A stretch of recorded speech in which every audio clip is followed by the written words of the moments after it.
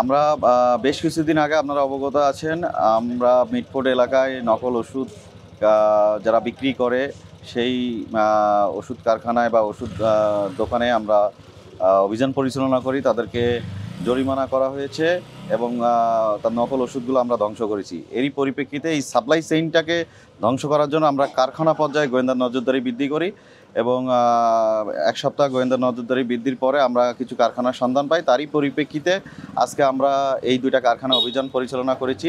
আমরা একটা কারখানা সিলগালা করেছি, বিপুল পরিমাণ নকল ওষুধ আমরা জব্দ করেছি। এগুলো পরবর্তীতে ধ্বংস করা হবে।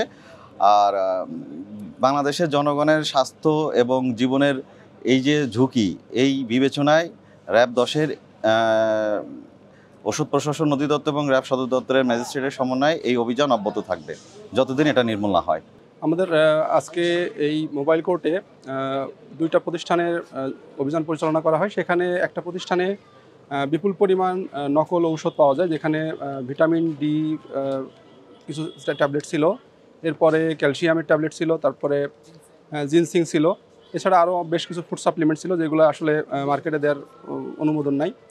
তো সেখানে ঔষধ তৈরির যে বিপুল পরিমাণ সরঞ্জাম তার মধ্যে আছে ব্লিস্টার মেশিন, তারপরে ট্রে ড্রায়ার, স্টায়ারার সহ আরও অনেক মেশিনারি ছিল, যেগুলো সবগুলোই আপনার আমাদের ওষুধ প্রশাসন অধিদপ্তরের জব্দ তালিকামূলে জব্দ করা হয়েছে। সেগুলো ভবিষ্যতে প্রয়োজনীয় ব্যবস্থা গ্রহণ করা হবে।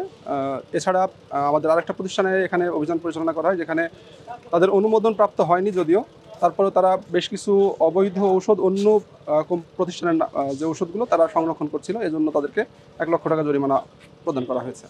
ট্রেনের সাথে সকাল থেকেই আর কি অভিযান করছে। আমাদের সাথে সকালের দিকে ওষুধ প্রশাসনের অফিসাররা ছিল।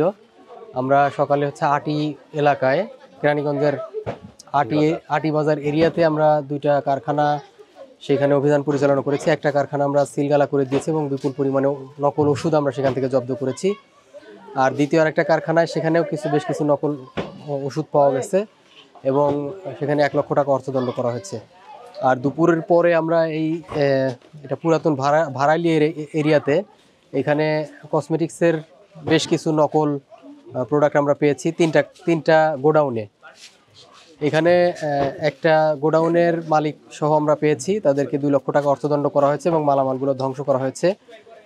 আর আরও 2টা গোডাউনের যে মালামাল সেখানে মালিক পলাতক এবং তাদেরকে পাওয়া যায় নাই। গোডাউনের আমরা মালামালগুলো জব্দ করেছি এবং 2 ধরনের কিছু মালামাল ধ্বংসযোগ্য, সেগুলো ধ্বংস করেছি। আর কিছু রিসাইকেল করার মতো প্লাস্টিক, যেগুলো পরিবেশসম্মতভাবে আমরা ওটা রিসাইকেল করার জন্য ব্যবস্থা করেছি।